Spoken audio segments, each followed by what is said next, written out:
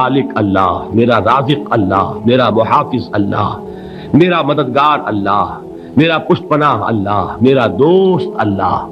یہ دوستی ہے اللہ کی جو لب لباب ہے، حاصل ہے ایمان کا، اسی کا نام ولایت ہے۔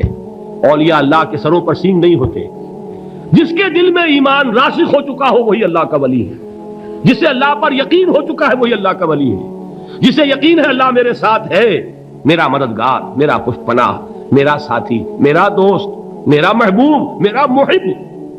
اللہ اہل ایمان سے محبت کرتا ہے۔ واللہ یحب الصادقین، ان اللہ یحب الذین یقاتلون فی سبیلہ صفا کانہم بنیان مرصوص۔ اللہ محبت کرنے والا، اہل ایمان محبوب، اور اہل ایمان محبت کرنے والے اللہ محبوب۔ والذین آمنوا اشد حبا للہ۔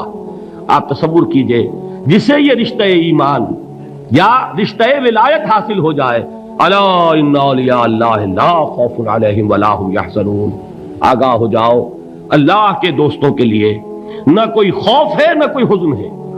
اور میں بیان کر چکا تھا، خوف اور حزن کے خاتمے ہی کا نام امن ہے۔ زوال خوف، زوال حزن۔ یہ خوف اور حزن کیوں آتے ہیں بار بار؟ اللہ تخافوا ولا تحزنوا، دونوں آ گئے۔ الا ان اولیاء اللہ لا خوف علیہم ولا هم یحزنون، پھر وہی دو۔ وہ کیوں ہے؟ خوف ہوتا ہے کسی مستقبل کی بات کا، یہ نہ ہو جائے، وہ نہ ہو جائے، یہ نقصان نہ پہنچ جائے، یہ تکلیف نہ ہو، یہ غضب نہ آ جائے، خوف ہے مستقبل سے۔ حزن ہے یہ کیوں ہوا، یہ نہیں ہونا چاہیے تھا، یہ میرا فلاں چیز میرے ہاتھ سے جاتی رہی ہے، فلاں موقع نکل گیا، اب بیٹھے ہوئے ہیں اندر ہی اندر کڑ رہے ہیں، صدمہ ہے اور رنج ہے۔ اور جو اللہ پر ایمان رکھتا ہے وہ جانتا ہے ما اصاب من مصیبت فی الارض ولا فی انفسکم الا فی کتاب من قبل ان نبرأها ان ذلک علی اللہ یسیر لکی لا تعصوا علی ما فاتکم ولا تفرحوا بما آتاکم واللہ لا يحب کل مختال فخور۔ اس زمین میں یا تمہاری جانوں میں کوئی تکلیف، کوئی مصیبت نہیں آ سکتی سوائے اس کے کہ جو اللہ نے لکھ دی ہو، اس سے پہلے کہ وہ ظاہر ہو۔ جس کو یہ حقیقت معلوم ہو گئی اس کو یہ طرز عمل اختیار کرنا چاہیے، جو چیز چھن جائے، جاتی رہے، چھوٹ جائے، اس پر افسوس نہ کرو۔ کس نے چھینی؟ دوست نے۔ دوست کے فیصلے پر شکایت، دوستی کو بٹا لگا رہے ہو، سرے تسلیم خم ہے جو مزاج یار میں آئے۔ اگر دوستی ہے تو پھر تو تمہیں گردن جھکانی چاہیے کہ ہر چہ ساقی ماریخت عین الطافست، جو بھی میرا ساقی میرے پیالے میں ڈال دے اس کا کرم ہے، جو اس کی طرف سے آئے اس پر کوئی رنج نہیں، کوئی صدمہ نہیں، کوئی غم نہیں، کوئی شکایت نہیں، کوئی شکوہ نہیں، اور جو ہوگا وہ اس کے اذن کے بغیر نہیں ہوگا، اور اس کا اذن ہوگا تو یقیناً میرے لیے خیر ہی خیر ہے، چاہے وہ ناگوار شے ہو، بظاہر مجھے اچھی نہ لگ رہی ہو، میری شارٹ سائٹڈنس میں مجھے وہ نظر آ رہی ہے کہ میرے لیے بری ہے، لیکن قرآن نے کہا ہے عسیٰ ان تکرہوا شیئا وہو خیر لکم وعسیٰ ان تحبوا شیئا وہو شر لکم واللہ یعلم وانتم لا تعلمون۔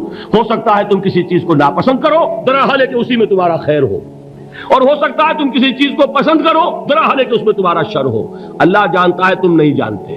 جب مجھے یہ بات معلوم ہو گئی میں نے اپنا معاملہ اللہ کے حوالے کیا۔ سپردم بے تو مایا خیشرا تو دانی حساب کم و بیشرا، اے رب جو تو چاہتا ہے وہ ہو، تیرے علم میں جو شے میرے لیے خیر ہے وہ ہو جائے، میری کوئی پسند نہیں، میری کوئی چاہت نہیں، یہ ہے راضی برضائے رب۔ اکبر الہآبادی نے اسے کہا ہے رضائے حق پہ راضی رہ، یہ حرف آرزو کیسا، خدا خالق، خدا مالک، خدا کا حکم تو کیسا۔ جب میں آ گیا بیچ میں، میری پسند، میری مرضی، میری خواہش، میری چاہت، یہی تو شرک ہے۔ ما شاء اللہ کان وما لم یشاء لم یکن، جو اللہ نے چاہا وہ ہوا، جو اس نے نہیں چاہا نہیں ہوا، اختیار اس کا ہے، میرا تو نہیں۔ رضائے حق پہ راضی رہے، یہ حرف آرزو کیسا، خدا خالق، خدا مالک، خدا کا حکم تو کیسا۔ اقبال نے اسے کہا ہے فارسی میں، اب آپ کہیں اس کا ترجمہ بھی کرو تو وہ مجھے ذرا اس وقت کچھ بہت ہی بدذوقی کسی بات نظر آئے گی۔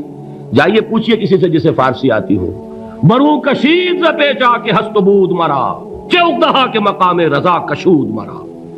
مجھے تو تمام پیچ و خم سے نکال دیا اس مقام رضا نے، میں راضی برضائے رب ہوں، جو فیصلہ اس کا میں اس پر راضی۔